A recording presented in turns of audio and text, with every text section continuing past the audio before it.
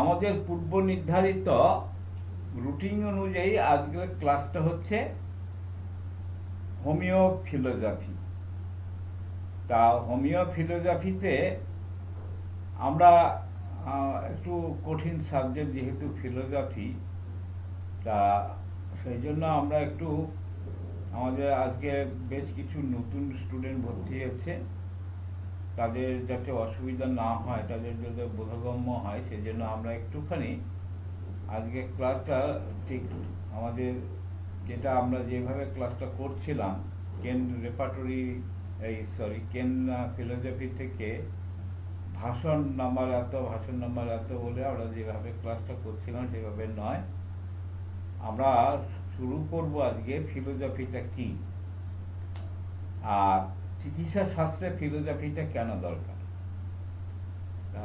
সেটা বলতে গেলে যেটা বলতে হয় যে আমরা কি বলে বুঝি যে এটা অ্যালোপ্যাথিক, এটা হোমিওপ্যাথি, এটা আয়ুর্বেদিক, এটা ইউনানি, তা এটা বায়োকেমিক।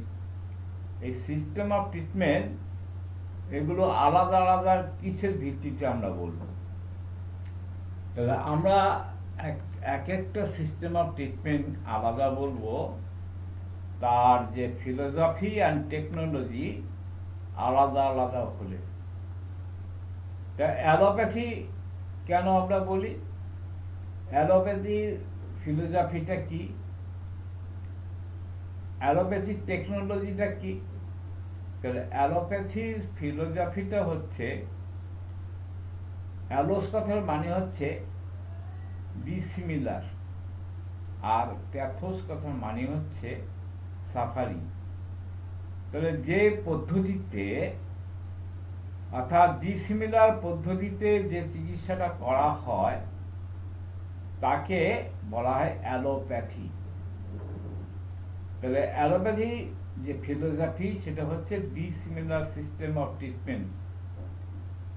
তাহলে ডিসিমিলার সিস্টেম বলতে কি হয়? ধরুন আমরা উদাহরণ হিসেবে বলতে পারি, ধরুন কারো একটা ডায়রিয়া হলো, তাহলে ডায়রিয়াটা আমরা কন্ট্রোল করব কি করে? ডায়রিয়াটার বিপরীত কি? ডায়রিয়ার বিপরীতটা হচ্ছে কনস্টিপেশন। তাহলে কারো যদি ডায়রিয়া হয় তা আমরা তাকে একটা কনস্টিপেশন তৈরি করব। তা আমরা জানি যে every drug has disease producing power. আমরা আর্টিফিশিয়ালি রোগ সৃষ্টি করতে পারি বাই মেডিসিনাল পাওয়ার, ওষুধ দিয়ে আমরা রোগ সৃষ্টি করতে পারি। তাহলে আমরা কারো যদি ডায়রিয়া হয় তাকে আমরা আর্টিফিশিয়াল ক্রুড মেডিসিন দিয়ে তার কনস্টিটিউশন তৈরি করবো, যে ডায়রিয়াটা যাতে বন্ধ হয়ে যায়। তাহলে এটা হচ্ছে ডিসিমিলার পদ্ধতি। তাহলে ডিসিমিলার পদ্ধতি হচ্ছে অ্যালোপ্যাথি। অ্যালো কথা আগে বলেছি, অ্যালো কথার মানে হচ্ছে ডিসিমিলার, প্যাথোস মানে সাফারিং। তো যে পদ্ধতিতে ডিসিমিলার পদ্ধতিতে চিকিৎসা করা হয় তাকে বলা হয় অ্যালোপ্যাথি। এবার হচ্ছে টেকনোলজি, ওষুধ প্রস্তুত প্রণালী। তাহলে অ্যালোপ্যাথিক ওষুধ আপনারা সবাই জানেন যে অ্যালোপ্যাথিক ওষুধগুলো ক্রুড ফর্মে ব্যবহার করা হয়, সম্পূর্ণ ক্রুড ফর্মে ব্যবহার করা হয়। তাহলে এটা হচ্ছে যে ওষুধগুলো ক্রুড ফর্মে ব্যবহার করা হয় তার ক্রিয়াটা কিন্তু স্থূল স্তরে হয়, অর্থাৎ তার মধ্যে একটা অর্গানিক চেঞ্জ হয়। তাহলে অ্যালোপ্যাথি কথাটা মানেটা আমরা বুঝলাম যে পদ্ধতিতে ডিসিমিলার পদ্ধতিতে চিকিৎসা করা হয় সেটা হচ্ছে অ্যালোপ্যাথি সিস্টেম অফ ট্রিটমেন্ট। তার ফিলোসফি এবং টেকনোলজি আলাদা বলে এটা একটা আলাদা সিস্টেম অফ ট্রিটমেন্ট। এবার আসা যাক আয়ুর্বেদিক। তা আয়ুর্বেদিকে যেটা হচ্ছে তারও কিন্তু ফিলোসফি আর টেকনোলজি আলাদা। আয়ুর্বেদিক ফিলোসফি কি আছে? আয়ুর্বেদিক ফিলোসফিটা হচ্ছে বিষে বিষক্ষয় হয়। তাহলে তার যে ফিলোসফি সেটা হচ্ছে আলাদা। টেকনোলজিও ঠিক তাই। অ্যালোপ্যাথিতে যেমন ক্রুড মেডিসিনটা ব্যবহার করা হয়, আবার আয়ুর্বেদিকতে এসেন্স হিসাবে ব্যবহার করা হয়, তার এক্সট্রাক্ট গুলো দিয়ে ব্যবহার করা হয়। তাহলে তার টেকনোলজি আয়ুর্বেদিক টেকনোলজি কিন্তু আলাদা। তাহলে ফিলোসফি, আয়ুর্বেদিক ফিলোসফি এবং টেকনোলজি আলাদা বলেই কিন্তু আলাদা system of treatment. Biochemic, biochemic নিয়ে একটা বিতর্ক আছে। আমরা আগের দিন ক্লাসে বলেছিলাম যে বায়োকেমিকের ফিলোসফিটা আলাদা, কিন্তু টেকনোলজিটা হোমিওপ্যাথিক টেকনোলজি। তাহলে এটাকে আমরা কি বলবো? এবং 1962 সালে যখন ভারতবর্ষে হোমিওপ্যাথি অ্যাক্ট পার্লামেন্টে পাস হয়, সেই অ্যাক্ট যদি আপনারা কেউ পড়ে থাকেন, আমার কাছে সেই হোমিওপ্যাথি অ্যাক্টের বইটি আছে, ভারত সরকারের অনুমোদিত। তা সেখানে সেকেন্ড শিডিউলে বলা হয়েছে, বায়োকেমিক সম্বন্ধে বলা হয়েছে, biochemic is a part of homeopathy.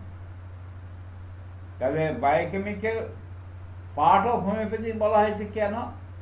Part of homeopathy বলা হয়েছে যে বায়োকেমিক তার ফিলোসফিটা আলাদা। কি সেই ফিলোসফি? ফিলোসফিটা হচ্ছে to make up the deficiency, অভাবের স্বভাব পূরণ। অর্থাৎ আগের দিন আমরা আলোচনা করেছিলাম যে কোনো শরীরের যে এটাকে বলা হয় টিস্যু রেমেডি, সেই টিস্যুর যদি কোনো ঘাটতি হয়, সেই ঘাটতিটা বাইরে থেকে পূরণ করা হয় পটেন্টাইজ করে। পটেন্টাইজ মেডিসিন দিয়ে তার সেই ঘাটতিটা পূরণ করা হয়। তাহলে এর টেকনোলজি কিন্তু আলাদা নয়, কিন্তু ফিলোসফিটা আলাদা। এবার আসা যাক আমাদের যে সাবজেক্টটা, সেই সাবজেক্টটা হচ্ছে হোমিওপ্যাথি। হোমোস কথা মানে হচ্ছে সিমিলার, প্যাথোস মিন সাফারিং। তাহলে যে পদ্ধতিতে সদৃশ বিধান মতে চিকিৎসা করা হয় তাকে বলা হয় হোমিওপ্যাথি। হোমিওপ্যাথি, হোমো যেটা হোমো কথা মানে হচ্ছে সিমিলার, প্যাথোস মিন সাফারিং। যে পদ্ধতিতে সদৃশ মতে যে চিকিৎসাটা করা হয় তাকে বলা হয় হোমিওপ্যাথি।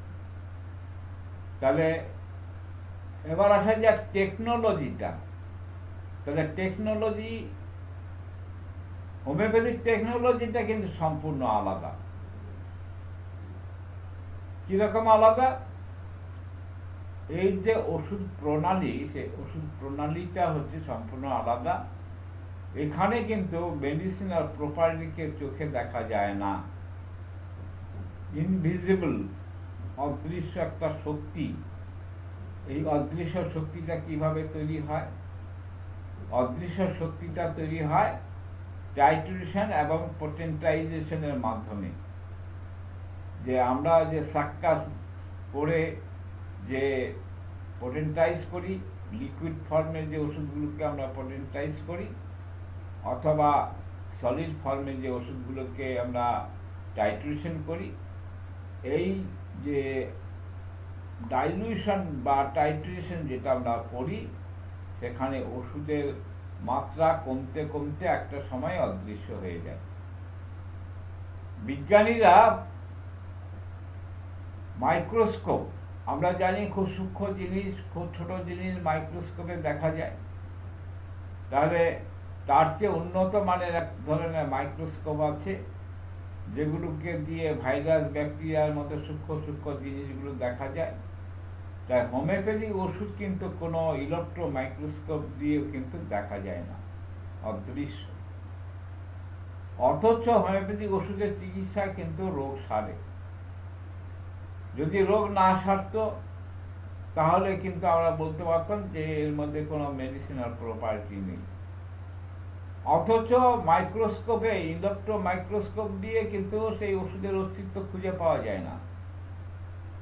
আমরা যেটা দেখি সেটা হচ্ছে ভেহিকেল দেখি, অর্থাৎ যে মিডিয়া দিয়ে ওষুধটা তৈরি হয়, হোমিওপ্যাথিক ওষুধটা তৈরি হয়, সেই মিডিয়াকে দেখি, ভেহিকেলটা দেখি, অনৌষধিটাকে দেখি। তা অনৌষধিটা কি?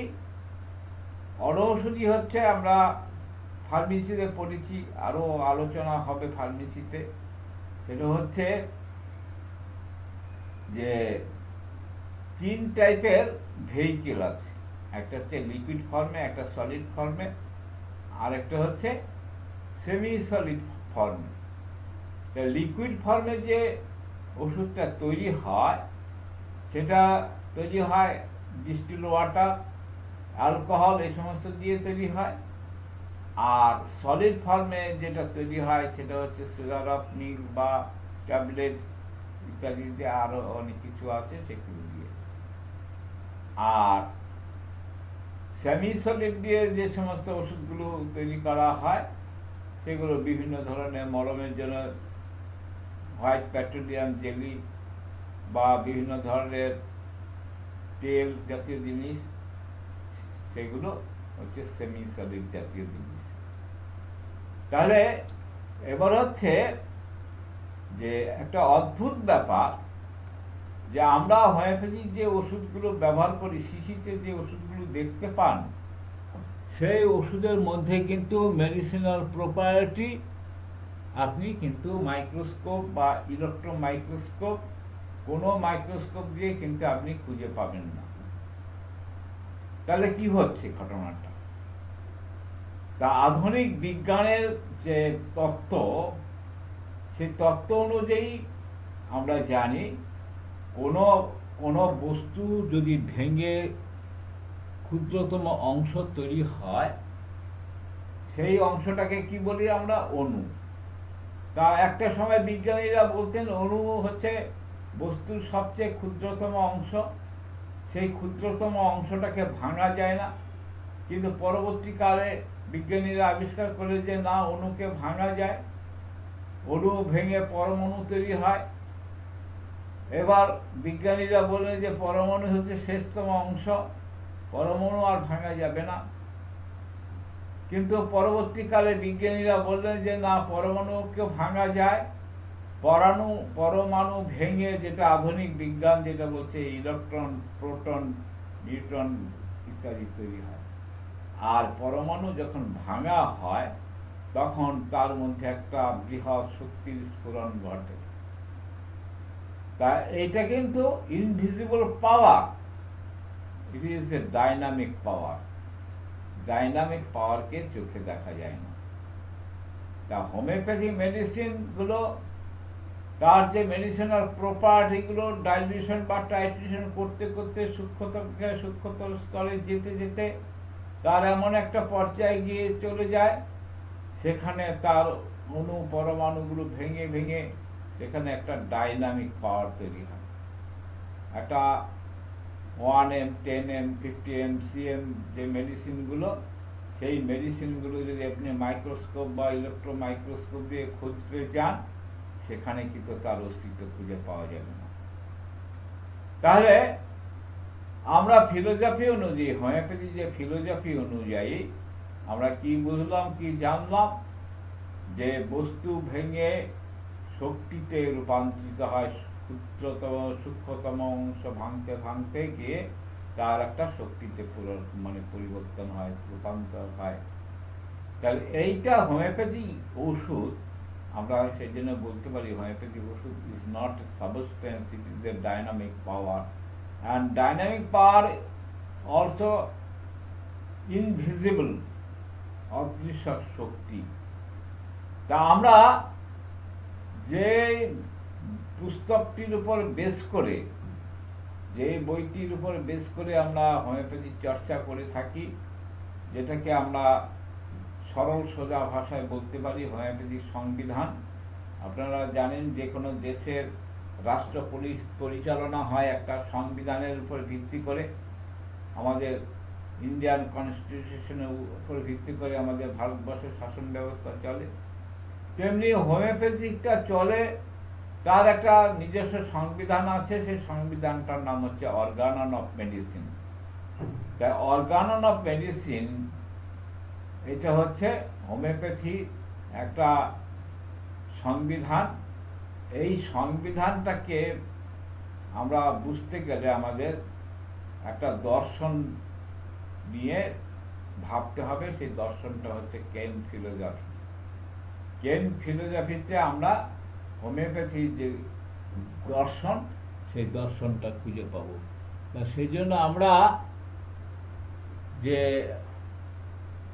একটা আলাদা করে সাবজেক্টে আমরা পড়াশোনা করি আমাদের এই কোর্সে। সেই কোর্সে সাবজেক্টটা হচ্ছে অর্গানন অফ মেডিসিন। তা আর হচ্ছে সেই সঙ্গে হোমিওপ্যাথিক ফিলোজফি। তা আমাদের আজকের যে হোমিওপ্যাথি ফিলোজফি, সেই ফিলোজফিটা নিয়ে আমরা ওই কেন্টের লেকচার অনুযায়ী কিন্তু আজকে ক্লাসটা করছি না, যেহেতু আজকে আমাদের বেশ কিছু নতুন স্টুডেন্ট ভর্তি হয়েছে। তাদের কাছে ব্যক্তিগতভাবে আমি ফোন করে জেনে নিয়েছিলাম যে তারা একদম বেসিক লেভেলে আছে। আপনারা যারা অধিকাংশ যারা আছেন অ্যাডভান্স লেভেলে, কেউ অন্যান্য কলেজে থার্ড ইয়ার, ফোর্থ ইয়ার বা সেকেন্ড ইয়ারে পড়াশোনা করছেন, কেউ কেউ আছেন বিভিন্ন ডিগ্রি ডিপ্লোমা পাস করে বহুদিন ধরে প্র্যাকটিস করছেন। তা আমাদের যেহেতু তাদের কথা ভাবতে হবে, নতুন যারা ভর্তি হয়েছে তাদের কথা ভাবতে হবে, সেই সমতা রেখেই কিন্তু আমরা আজকের ক্লাসটা করব। তাদেরকে অনুরোধ করব তারা যাতে মানে আমাদের যেহেতু তারা অনেকটা পিছিয়ে আছে, আমাদের বৈশাখ মাস থেকে আমাদের মোটামুটি একটা ফর্মে ক্লাস চলছে। তা এখন যারা ভর্তি হয়েছে তাদের কিন্তু একটু বেশি পরিশ্রম করতে হবে। যদিও আমরা বিগত দিনের নোটসগুলো তাদের বের করে পাঠিয়ে দিই, তা তাদের একটু বেশি পরিশ্রম করতে হবে সমতা বজায় রাখার জন্য। তো এবার হচ্ছে তাদের উদ্দেশ্যেই আমি বলছি, পুরনো যারা আছে তাদের অনেকবার এই বিষয়টা আলোচনা করা হয়েছে যে হোমিওপ্যাথি চিকিৎসার মূল নীতিটা কি আছে, বেসিক প্রিন্সিপালটা কি। বেসিক প্রিন্সিপালটা হচ্ছে, অর্থাৎ as per Organon of medicine, তা হ্যানিম্যান সাহেব আবিষ্কার করেছেন। শুধু হ্যানিম্যান সাহেব আবিষ্কার করেননি, যারা ধর্ম চর্চা করেন, বিভিন্ন সম্প্রদায়ের ধর্ম, মুসলিম ধর্ম, খ্রিস্টান ধর্ম, হিন্দু ধর্ম, তারা একটা অদৃশ্য শক্তির কথা তারা চিন্তা করেন বা তাদের প্রতিষ্ঠিত সেটা। কেউ কেউ তাকে নাম দিয়েছে আত্মা, কেউ অন্য কিছু। তাহলে সেই যে একটা অদৃশ্য শক্তি, যে শক্তিটা হচ্ছে সোল পাওয়ার, যেটা নাকি আমাদের হিউম্যান বডিকে পরিচালনা করে। তা হ্যানিম্যান তার নাম দিয়েছেন ভাইটাল ফোর্স, জীবনী শক্তি। জীবনী শক্তিটাই হচ্ছে আমাদের হিউম্যান বডিটাকে, বডি অ্যান্ড মাইন্ড, এই সমস্ত কিছু সে পরিচালনা করে। তার দেহ সুস্থ রাখার জন্য যা কিছু করার দরকার সেগুলো সে করে। এবার হচ্ছে এই জীবনী শক্তিটা কারো কারো প্রভাবে বিকল হয়, বিশৃঙ্খল তৈরি হয়, ডিরেসমেন্ট তৈরি হয়। সেটা হচ্ছে কি, কার প্রভাবে এটা বিকল হয় বলছে, সেখানেও একটা অদৃশ্য শক্তি আছে। অ্যালোপ্যাথির সঙ্গে আমাদের পার্থক্যটা কি? অ্যালোপ্যাথির সঙ্গে আমাদের পার্থক্যটা হচ্ছে, অ্যালোপ্যাথি বলছে virus, bacteria is the root cause of the disease. Virus, যেমন আমাদের এখন করোনা ভাইরাস সারা পৃথিবী কাবু করে দিয়েছে। তা এবার হচ্ছে অ্যালোপ্যাথিক দৃষ্টিকোণ থেকে তারা যে ব্যাখ্যাটা করে সেটা হচ্ছে, এই ভাইরাস বা ব্যাকটেরিয়া বা অন্য যে সমস্ত জীবাণু বা বীজাণু যাই বলুন না কেন, সেটা হচ্ছে আমাদের রোগ সৃষ্টির মূল কারণ। আর হোমিওপ্যাথরা কি বলছেন? হোমিওপ্যাথরা বলছেন virus, bacteria is not a root cause of the disease. এই রোগ সৃষ্টির পিছনে একটা অদৃশ্য শক্তি আছে, যে শক্তিটাকে চোখে দেখা যায় না। সেই শক্তিটা হচ্ছে মায়াজম। সেই শক্তিটার নাম হচ্ছে মায়াজম। মায়াজম হচ্ছে 3 ধরনের মায়াজম আছে। আমরা অনেকবার মায়াজম নিয়ে আলোচনা করেছি, আমাদের ভিডিও করা আছে। যারা নতুন ভর্তি হয়েছেন তারা আমাদের সেই ভিডিওগুলো একটু দেখে নেবেন, একটু সার্চ করে। আমাদের যে ইউটিউব চ্যানেল, তার নাম হচ্ছে গণস্বাস্থ্য সেবা কিউর বলে সার্চ করলে আপনারা পেয়ে যাবেন। সেখানে আপনার ভিডিওগুলো দেখেন, পুরনো ভিডিওগুলো দেখে নেবেন। সেখানে কিন্তু আমাদের মায়াজম নিয়ে বেশ কিছু ক্লাস আছে। তাহলে মায়াজমটা কি? মায়াজম হচ্ছে একটা অদৃশ্য শক্তি which can produce the disease. Disease produce করতে পারে। যত কিছু রোগ হয় তার পিছনে হচ্ছে মায়াজম। তাহলে মায়াজম কত রকম? মায়াজম হচ্ছে 3 রকম মায়াজম। হ্যানিম্যানের ভাষায় 3 রকম মায়াজম। 3 রকম মায়াজম কি কি? একটা হচ্ছে সোরা, একটা সিফিলিস, একটা সাইকোসিস। পরবর্তীকালে হোমিওপ্যাথরা আর একটি মায়াজম আবিষ্কার করলেন, তার নাম হচ্ছে টিউবারকুলোসিস। এবং আরো পরবর্তীকালে অনেক মায়াজম নিয়ে আলোচনা চলছে, চর্চা চলছে। তবে মানে বেসিক ভাবে আমরা হ্যানিম্যানের দৃষ্টিতে বা হ্যানিম্যানের আলোকে আলোকিত হয়ে আমরা কিন্তু 3টে মায়াজম নিয়ে কথা বলব। তা 3টে মায়াজমের মধ্যে একটা হচ্ছে সোরা, একটা সিফিলিস, একটা সাইকোসিস। তা সোরা, সিফিলিস, সাইকোসিস এই 3টে অদৃশ্য শক্তি মায়াজম, তার প্রভাবে প্রভাবিত হয়ে মানব শরীরে রোগ সৃষ্টি হয়। তাহলে মানব শরীরে রোগ সৃষ্টি হলে কি হয়? মানব শরীরে এই মায়াজমের প্রভাবে যদি রোগ তৈরি হয়, রোগ তৈরি হওয়ার পরে কি হয়? তার মধ্যে একটা বিশৃঙ্খলা দেখা যায়, বিভিন্ন রকম সিমটমস অ্যারাইজ করে, লক্ষণ দেখা যায়। এই লক্ষণগুলো দেখে আমরা কি করি? আমরা বিইং এ হোমিওপ্যাথ আমরা কি করি? আমরা কেস হিস্ট্রি নেই, মাথার চুল থেকে পায়ের নখ পর্যন্ত, তার ফ্যামিলি হিস্ট্রি থেকে তার 14 পুরুষের ইতিহাস, কে কোন রোগে মারা গেছে, কে কার কি রোগ হয়েছিল, অর্থাৎ paternal side and maternal side, দুটো সাইড নিয়ে আমরা আলোচনা করি। আমরা কেস হিস্ট্রিতে paternal side and maternal side, অর্থাৎ মাতৃকুল, পিতৃকুল। তাহলে পিতৃকুলে কে কে আছে? পিতৃকুলে আছে বাবা, তারপরে হচ্ছে মা, ঠাকুরদাদা, তারপরে হচ্ছে ঠাকুরমা, কাকা, জ্যাঠা, পিসি। এদের যে হেরিডিটাল কোনো রোগ আছে কিনা সেগুলো আমরা কালেক্ট করি। আর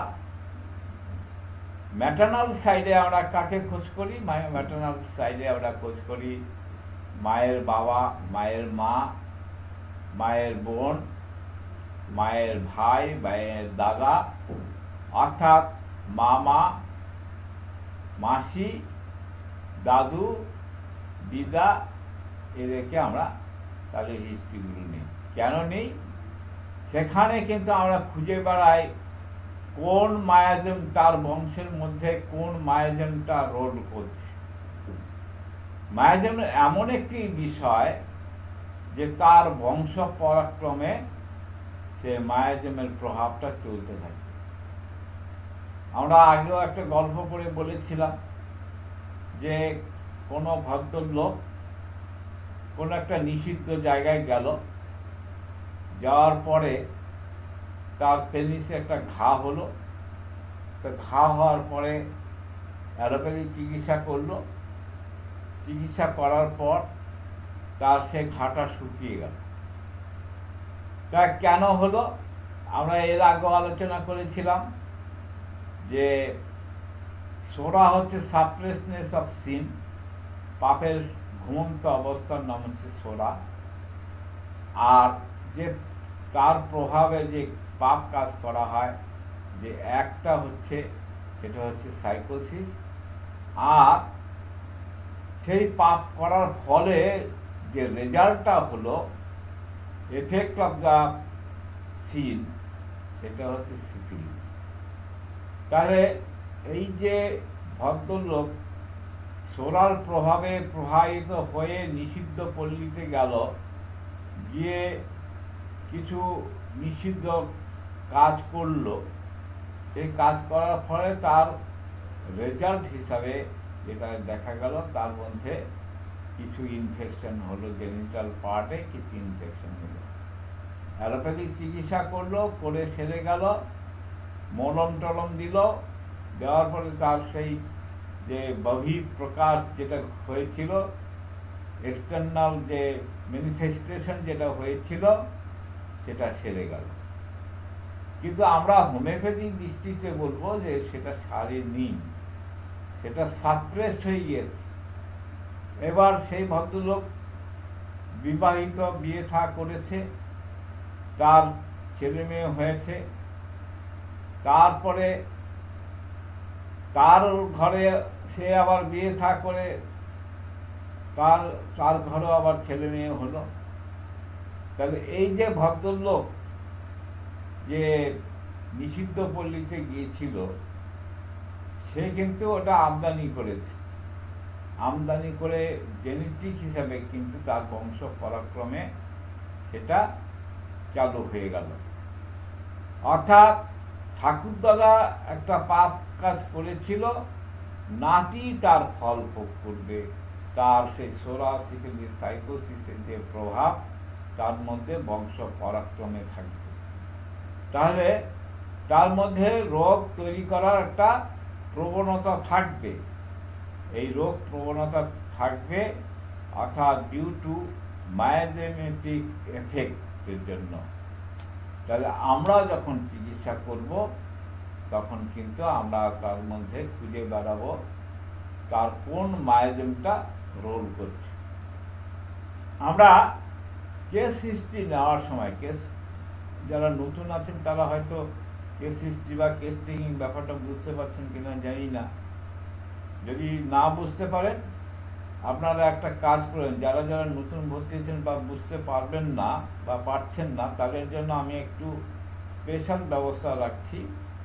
তাদের নিয়ে আমি একটা আলাদা গ্রুপ তৈরি করব, যাদের যাদের বুঝতে নতুন এবং একদম নিউ হ্যান্ড, তারা আমাকে একটু ফোন করে বা মেসেজ করে জানাবেন। জানালে আমি তাদের নিয়ে একটা নতুন গ্রুপ করব, সেটা দিনের বেলায় তাদের জন্য ঘন্টাখানিক আমি স্পেশালি তাদের সঙ্গে কথা বলবো, বা একটা কয়েকদিন, বেশি দিন না, কয়েকদিন, অল্প কয়েকদিন তাদের জন্য ক্লাসটা করবো, যাতে করে তাদের কোনো রকম অসুবিধা না হয়, যাতে বুঝতে হয়। কারণ আমাদের একটা সমস্যা হয়ে গেছে, যেহেতু আমাদের অন্য অন্য কোর্সে যেমন একটা নির্দিষ্ট সিজনে ভর্তি হয়, আর সেই সিজন থেকে তারা একটা ধারাবাহিকতা থাকে। তা আমাদের সিস্টেমে যেটা হচ্ছে, আমরা কিন্তু সারা বছরের যে কোনো সময় আমরা অ্যাডমিশনটা নিচ্ছি, আর বকেয়া যে প্রিভিয়াস যে নোটসগুলো আমরা পাঠিয়ে দিচ্ছি, ভিডিওগুলো তাকে দেখতে বলছি। তা এখন অনেকে আছে যারা একেবারে র হ্যান্ড, কিছুই জানে না, হোমিওপ্যাথি শব্দটার মানেই জানে না, তাদের পক্ষে একটু অসুবিধা হয়। তবে আমাকে ব্যালেন্স করে চলতে হবে।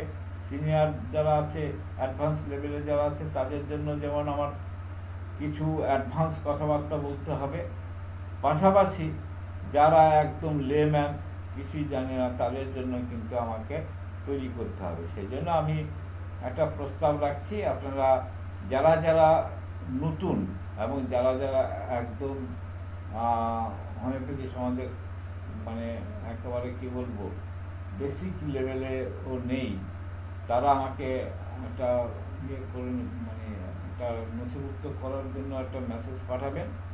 আমি তাদের নিয়ে একটা আলাদা অনলাইন গ্রুপ তৈরি করব, আমি তখন লিঙ্ক দেবো, সেই লিঙ্কের সময় আপনারা ক্লাসে থাকবেন, যার যার যে প্রশ্নগুলো থাকবে সেই প্রশ্নগুলো আমরা উত্তর দেব, এবং সেটা দিনের বেলা করবো, রাত্রে নয়, ডাবল ক্লাস করা যাবে না, দিনের বেলা।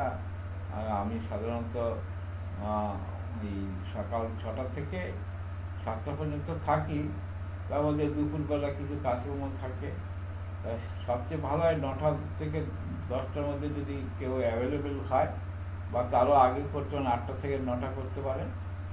আমি তাদের জন্য একটা গ্রুপ তৈরি করে এই সমস্ত মানে বেসিক নলেজটা দেওয়ার চেষ্টা করবো, যাতে করে আপনাদের মানে রাতের ক্লাসে কোনো রকম অসুবিধা না হয়।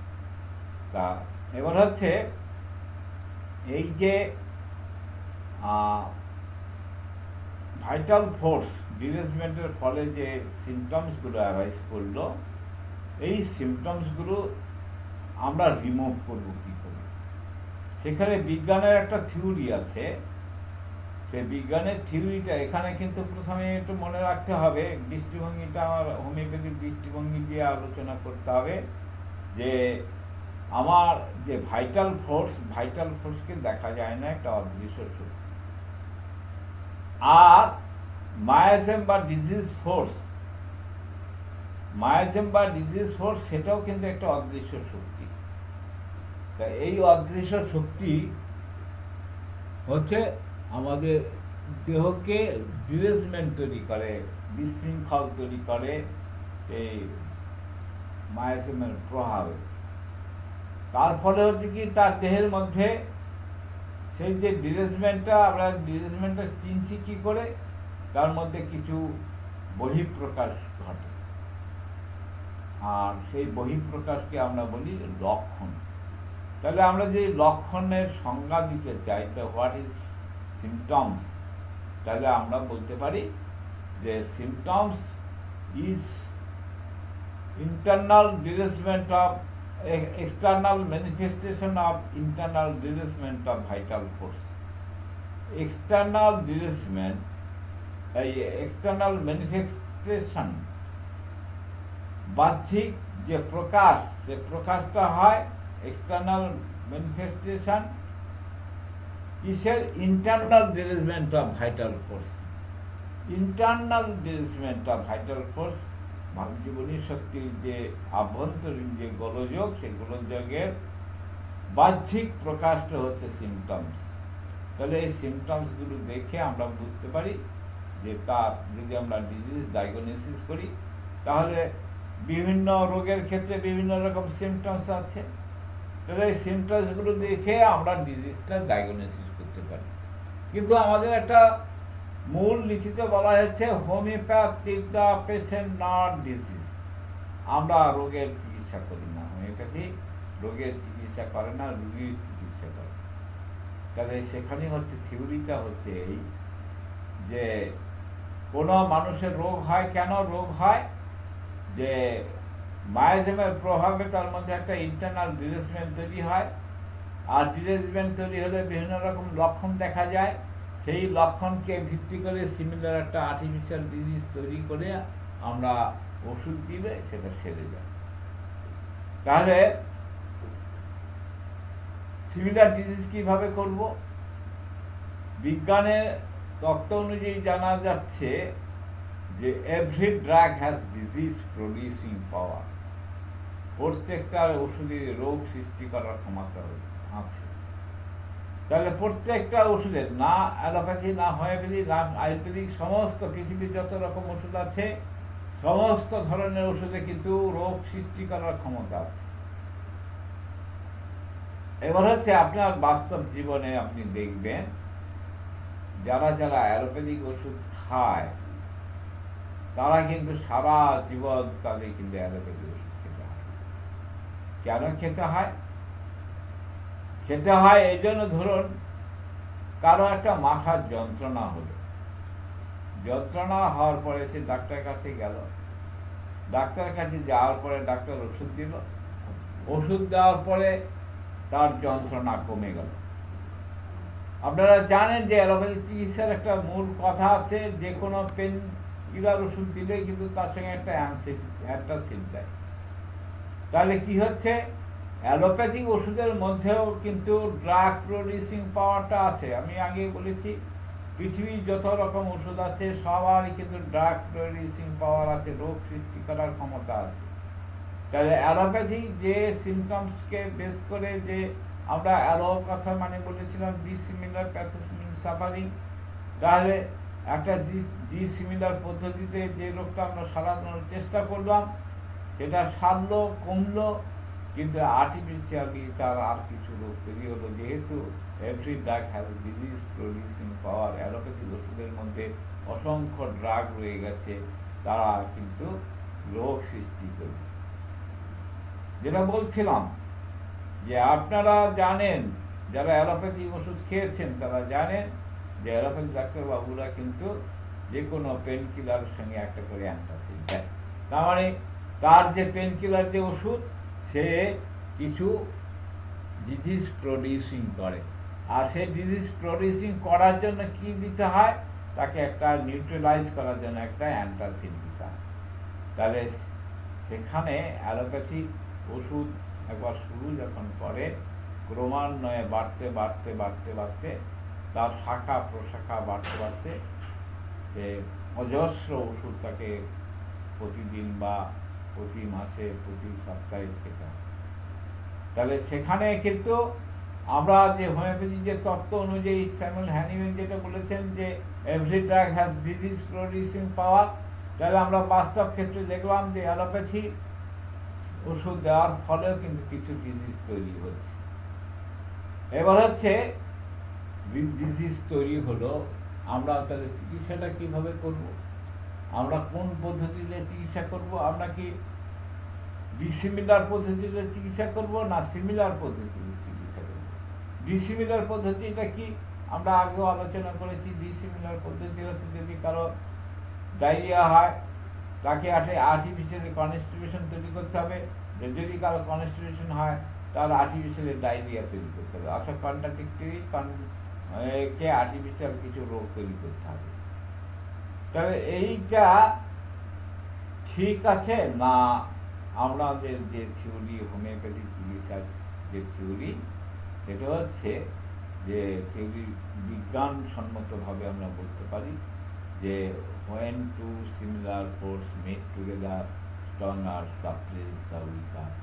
অর্থাৎ একটা শক্তি, সেই শক্তিটা যদি দুটো পাশাপাশি থাকে, যে সিমিলার, যদি সেই শক্তিটার ক্যারেক্টার যদি সিমিলার হয়, তাহলে যেটা দুর্বল শক্তি সেই দুর্বল শক্তিটা মিলিয়ে যাবে, অ্যাবিলিউশ হয়ে যাবে, কারণ তাকে একটা আর্টিফিশিয়াল ডিজিজ তৈরি করে সেই যে আর্টিফিশিয়াল যে ডিজিজ আমরা যেটা বলছি, আর্টিফিশিয়াল যে ডিজিজ তৈরি করা যায়, সেই ডিজিজ তৈরি করে আমরা দুর্বল যে শক্তি, যে রোগ, ন্যাচারাল রোগ যেটা প্রাকৃতিকভাবে হয়েছিল, সেটা অ্যাবিলিউশ হয়ে যায়। তাহলে এইটা করতে গেলে আমাকে ড্রাগটা চিনতে হবে, ড্রাগ পিকচারটা চিনতে হবে।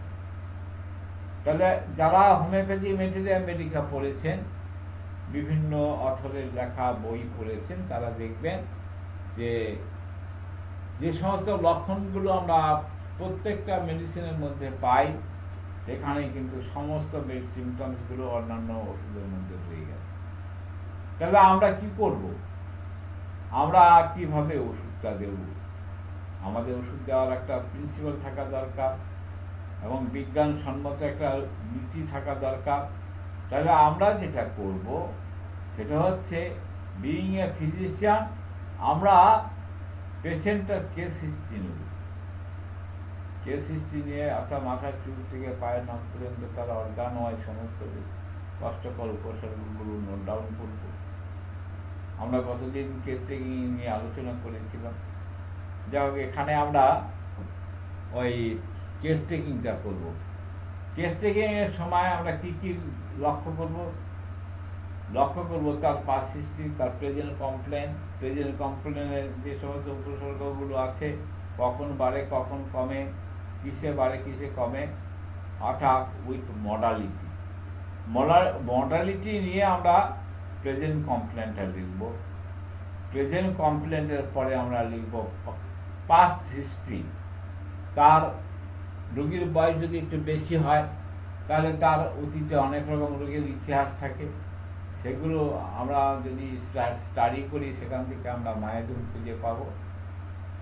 তারপরে নেক্সট যেটা হচ্ছে রুগীর ফ্যামিলি হিস্ট্রিতে আমরা সোলাসিটি সাইকোসিসের প্রভাব, তার ফ্যামিলির মধ্যে কেমন আছে, তার যে জেনারেশন মানে পূর্ব জেনারেশন, সেই জেনারেশনের ইতিহাস থেকে আমরা কিন্তু সেটা খানিকটা আবিষ্কার করতে পারি। তাহলে এইগুলো কেস্টিং এর ব্যাপার। কেস্টিং করে আমরা কি করব, আমরা সিমিলার মেডিসিন খুঁজব। এবার মোস্ট সিমিলার যে মেডিসিনটা আমাদের আসবে মাথায় বা অ্যানালিসিস করে, এর কিছু ফর্মুলা আছে যেটা আমরা প্র্যাকটিক্যাল ক্লাসে দেখাবো বলেছি, যে এই যে এভলিউশন অফ সিমটমস, এই যে কি করে আমরা মেডিসিন ডায়াগনোসিস করব, সেইটা একটা সুনির্দিষ্ট পদ্ধতি আছে। সেই পদ্ধতি অনুযায়ী আমরা রোগ নির্ণয় না, আমরা মেডিসিন নির্ণয়টা করব। আর সেই মেডিসিনটাকে এভলিউশন করে আমরা একটা সুনির্দিষ্ট একটি মাত্র ওষুধ প্রয়োগ করব। এবার ওষুধটা সিলেক্ট করলাম, সিলেক্ট করার পরে তার যে পাওয়ারটা কত দেব, আমাদের আগেও কিছু কিছু ভিডিও করা হয়েছে, কত পাওয়ার দেওয়া হবে, কাকে দেওয়া হবে, কোন বয়সে কি ধরনের পাওয়ার দেওয়া হবে, কোন রোগের ক্ষেত্রে, তরুণ রোগে কীরকম দেওয়া হবে, ক্রনিক রোগে কীরকম দেওয়া হবে, এগুলো আমাদের ক্লাস হবে। কিন্তু আমরা অ্যাট এ গ্লান্স যেটা জানবো সেটা হচ্ছে, আমরা যে ডিজিজটা, তার ন্যাচারালি যে ডিজিজটা হয়েছে, সেই ন্যাচারাল ডিজিজটা থেকে আমরা একটা স্ট্রঙ্গার ডিজিজ আর্টিফিশিয়ালি তৈরি করে তাকে প্রয়োগ করব। তাহলে বিজ্ঞানের শর্ত অনুযায়ী, when two similar force meet together, stronger suppresses the weaker। অর্থাৎ রোগের ক্ষেত্রে, যেহেতু রোগ কোনো বস্তু নয়, রোগকে চোখে দেখা যায় না, রোগ একটা অদৃশ্য শক্তি, ইট ইজ এ ডাইনামিক পাওয়ার। আবার পাশাপাশি ভাইটাল ফোর্স একটা ডাইনামিক পাওয়ার। আবার আমরা বলছি, আমরা যে ওষুধটা তৈরি করি, সেই medicine is not a substance, it is a dynamic power. তাহলে আমরা যেটা করি সেটা হচ্ছে, ওষুধ দিয়ে আমরা সিলেক্টেড ওষুধ দিয়ে একটা আর্টিফিশিয়াল সিমিলার ডিজিজ তৈরি করি। আর সিমিলার ডিজিজ তৈরি হলে কি হয়, সেটা হচ্ছে অ্যাবলিশ হয়ে যায়। আপনারা আজকাল অনেকে টিকা দিয়েছেন, অনেকে দেননি, টিকা সম্বন্ধে জানেন। তো টিকাটা কি? টিকাটা হচ্ছে একটা আর্টিফিশিয়াল ডিজিজ তৈরি করে দেওয়া। অর্থাৎ আমি যে ভ্যাকসিনটা দিচ্ছি, এই ভ্যাকসিনটা আমার দেহের মধ্যে গিয়ে একটা আর্টিফিশিয়াল করোনা রোগ সৃষ্টি করবে, যাকে বলা হয় আমাদের কি বলবো, ইমিউনিটি, প্রোটেক্টিভ যে একটা ইমিউনিটি, সেই ইমিউনিটি সেখানে তৈরি হবে, যার ফলে করোনা যদি আক্রমণ করে সেটা প্রোটেক্ট করতে পারে। তাহলে সেখানে কিন্তু যে ভ্যাকসিনেশনের যে পরিকল্পনা, ভ্যাকসিনেশনের যে বিষয়গুলো, সেটাও কিন্তু হোমিওপ্যাথি ফিলোসফির উপরে বেস করে করা। সুতরাং হোমিওপ্যাথি ফিলোসফিকে অ্যাভয়েড করা যাবে না। হোমিওপ্যাথি ফিলোসফি যদি সঠিকভাবে আপনি অনুধাবন করতে পারেন, তাহলে আপনি সাকসেসফুল হোমিওপ্যাথ ডাক্তার হবেন।